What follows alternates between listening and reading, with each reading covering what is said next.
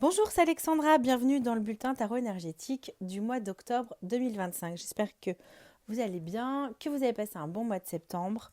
Aujourd'hui, nous sommes le 3 octobre, le jour où j'enregistre cette guidance. Donc prenez ce qui vous parle car c'est une guidance générale.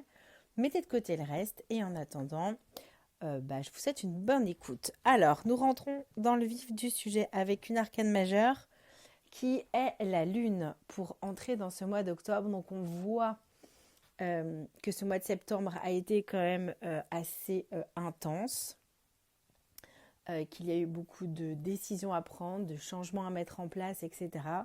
On a bien senti le avant-après. Après, n'hésitez pas à revenir vers moi pour me dire si effectivement tout ça était juste également pour vous. En tout cas, on voit que là, est-ce que c'est le contexte général, social, mondial, planétaire qui n'est quand même pas très reluisant, qui nous met dans cet état un petit peu d'entre-deux, dans cet état un petit peu boueux, dans cet état un petit peu, vous savez, quand émotionnellement on est ça va, mais ça va pas en même temps, on est un peu, c'est pas vraiment chafouin, mais on est un peu dans un état où on se sent un peu, on peut pas dire que ça va pas, mais on peut pas dire que ça va non plus. Vous voyez, on est un peu pour moi dans ces énergies-là, avec cette lune, euh, avec potentiellement également des émotions qui peuvent remonter, plus ou moins fortes, plus ou moins impactantes, avec des peurs également.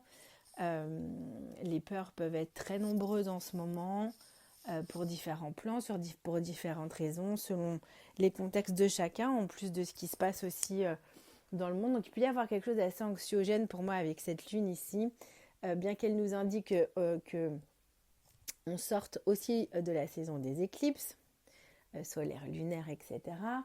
Euh, et ça vient vraiment, peut-être que certains aussi, ou certaines sont dans un moment de reconnexion à eux, dans le sens où d'aller chercher dans leur profondeur, d'aller se reconnecter à eux-mêmes, pour aller faire un travail d'introspection ou un travail personnel sur ce qui se passe en eux, pour mieux comprendre ce qui se passe, ou parce qu'il y a quelque chose qui remonte à la surface et qui a besoin d'aller être apaisé ou d'aller être équilibré.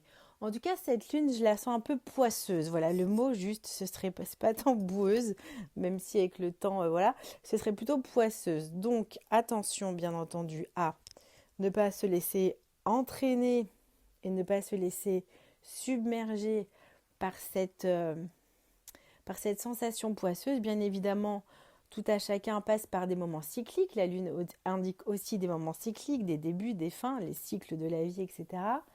Donc bien entendu, le cycle, c'est l'impermanence. Rappelez-vous que tout passe, que tout finit toujours par passer, que le jour se lève à nouveau, même si c'est difficile, même si ça fait des mois que ça dure, même si les jours s'accumulent et parfois on a l'impression de pas voir, voilà, de pas voir trop le bout du tunnel. Vraiment essayer un maximum pour moi avec cette lune pour ce début du mois d'octobre, vraiment d'éviter d'être dans un excès émotionnel, d'éviter de comment dire, les émotions sont là pour être traversées, c'est-à-dire qu'une émotion, vous ressentez une émotion à un moment donné, elle n'est pas là pour devenir un état d'être. D'accord? Vous pouvez ressentir de la tristesse pour X ou Y raison. À un moment donné, vous n'êtes pas la tristesse. Si à un moment donné, vous parlez de vous en vous identifiant à cette tristesse, c'est que vous êtes dans un état d'être. Et là, c'est pas bon. Là, allez faire quelque chose, faites-vous accompagner pour sortir de cet état d'être triste tout le temps. Parce que vous pouvez ressentir la tristesse, tout le monde ressent de la tristesse. Et puis il y a des moments où on est fatigué, voilà, pour X ou Y raison, il y a des moments qui sont quand même plus complexes ou plus difficiles à traverser que d'autres, mais ils sont quand même à traverser. Ils ne sont pas ils n'ont pas vocation à rester comme ça. D'accord? Donc ça, c'est très important. La lune parle de cet entre-deux qui peut être très inconfortable, très chiant à vivre pour être très clair, et pas du tout agréable. Ça fait aussi partie de ce que tout à chacun peut traverser dans son quotidien. Donc l'important est vraiment de ne pas nourrir, j'allais dire, je ne sais pas si c'est le bon terme, mais en tout cas éviter un maximum de s'accrocher à ces émotions qui sont poisseuses, qui nous sont boueuses, qui nous plombent, etc. Déjà, dans nos quotidiens à titre personnel. Donc c'est comment va trouver, et on va le voir par la suite, comment on va trouver comment dire, des petites choses qui nous font du bien, mais ça peut être tout petit, et peu importe la taille de cette chose qui nous fait du bien, tant qu'elle nous fait du bien. C'est ça qui est important, afin de pouvoir essayer de changer notre état d'esprit, afin de pouvoir sortir d'un état, comment dire, vous savez, tout ce qui est lié au spleen, etc., à la tristesse, à la mélancolie, à la déprime, ça vient se nourrir, et plus on est déprimé, plus on trouve de choses déprimantes, et plus on est déprimé, etc., etc. Et bien, dans le sens inverse, c'est la même chose. Plus vous allez trouver des petites choses pour changer votre état d'esprit, ça va changer votre état d'esprit entre guillemets, de déprime, ou entre guillemets, euh, ça va pas, même si on ne sait pas pourquoi. Donc voilà, mettez de la musique, dansez, bougez, faites ce que vous voulez, allez marcher, faites du sport, regardez un film qui vous fait du bien, parlez avec vos amis, je ne sais pas moi, faites du dessin, peu importe, faites quelque chose qui vous fait du bien. Même si c'est un tout petit peu, je ne sais pas si vous êtes une femme, vous avez envie de vous mettre du rouge à lèvres, mettez-vous du rouge à lèvres, ou mettez-vous du vernis si ça vous fait du bien, allez chez le coiffeur si vous pouvez, si ça vous fait du bien. Enfin voilà, faites ce que vous voulez, peu importe, tant que ça vous fait du bien et que ça vous change un petit peu votre état d'esprit, que ça vous change un peu l'état émotionnel dans lequel vous êtes présentement. Ça, c'est vraiment très très important pour moi pour ce mois d'octobre. Ce qui va nous aider à dépasser cette lune un peu poisseuse qui nous plombe un petit peu, c'est ici le 8 d'épée. C'est assez étonnant parce que par rapport à ce que je vous disais, le 8 d'épée vient vraiment nous indiquer que l'on pense être enfermé quelque part, on pense être enfermé dans un système de pensée, on pense être enfermé dans une situation, on pense être enfermé dans une relation, on pense être enfermé dans un travail qui nous plaise ou qui nous plaise pas, on pense être enfermé quelque part, notamment dans nos têtes, puisqu'avec les épées, vous savez que les épées correspondent à tout ce qui est lié à la communication, aux pensées, aux croyances, aux verbes et à tout ce qui est lié au niveau de la tête. Et ici, c'est ce qui vient nous aider. Donc, ce qui va nous aider à sortir de cette forme de, j'allais dire, de léthargie émotionnelle et de peur. Voilà, tout ça évidemment à prendre avec des guillemets. C'est ce 8 d'épée qui vient nous dire que nous ne sommes pas enfermés là où nous pensons être enfermés. C'est-à-dire que tout là où on est à nourrir des peurs, bien entendu, voilà, avec ce qui se passe, voilà, coupez-vous des informations si vous pouvez, pourquoi pas, c'est une des solutions. Ça ne veut pas dire que vous ne serez pas au courant, tenez-vous informés, mais n'allez pas nourrir comment dire, ces égrégores-là. Voilà, tout ce qui est lié autour de ça. Ça ne veut pas dire qu'il ne faut pas se révolter ou dire ça c'est pas ok pour moi, ou ça je ne veux pas, ça je ne suis pas d'accord. Ça ne veut pas dire qu'il faut dire oui à tout. Ça veut juste dire de se positionner tout en se protégeant et en protégeant nos esprits, nos corps, nos émotions, notre émotionnel, notre bien-être au sens large du terme. Voilà, et ce 8 d'épée nous dit du coup que nous ne sommes pas du tout enfermés dans ce que nous pensons être enfermés. Donc, si nous ne sommes pas enfermés, ça veut dire que nous pouvons mettre en place des actions. Quelle action est-ce qu'on peut mettre en place pour faire autrement, pour penser autrement, pour se sentir autrement, pour se dépenser autrement, pour relationner autrement, etc., etc. Peut-être qu'il y a des changements à faire. Peut-être qu'il y a des choix à poser. Peut-être qu'il y a des positionnements différents à prendre. En tout cas, ce 8 d'épée, pour nous aider, vient nous dire que nous ne sommes pas enfermés. Vous n'êtes pas vos peurs, vous n'êtes pas enfermés dans vos peurs, vous n'êtes pas enfermés dans vos émotions. Il y a de la libération est là, c'est-à-dire que vous êtes libre. Ce 8 d'épée vous dit si vous êtes emprisonné, c'est beaucoup dans vos pensées, dans vos croyances, dans votre tête. Parfois, on s'enferme dans nos propres limitations. On s'auto-limite à penser certaines choses, on s'auto-limite à s'autoriser certaines choses, on s'auto-limite à croire certaines choses, mais parfois, ces limitations, elles sont vraiment inhérentes à chacun et sur plein de sujets différents, et ça prend des formes évidemment différentes selon chacun.